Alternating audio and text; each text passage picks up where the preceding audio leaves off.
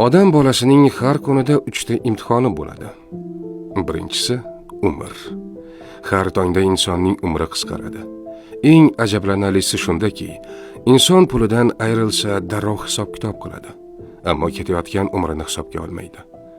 Vaholanki yo'qotilgan mol qaytishi mumkin, ammo ketgan umr hech qachon qaytmaydi. Ikkinchi imtihon rizq. Har kuni Alloh ato etgan rizq yeyiladi.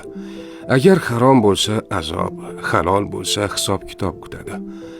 Ammo bu ne'matlarning qay holatda so'ralishini o'ylamay yeb yotaveradi.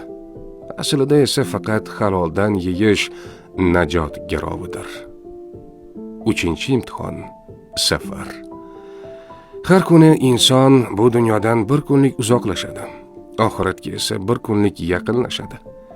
Ketayotgan dunyoga hasrat qiladi, yaqinlashayotgan abadiy hayotga esa tayyorgarlik ko'rmaydi. Vaholanki umr tugaydi. Oxirati esa rohatmi, azobmi, unga hozirdan bog'liq. Inson har kuni umridan ayriladi, rizq yeydi va oxiratga yaqinlashadi. Ammo bu haqiqatlarga loqayd qaraydi. Asl baxt umrni behuda emas, halol rizq bilan oxiratni unutmasdan yashashdadir.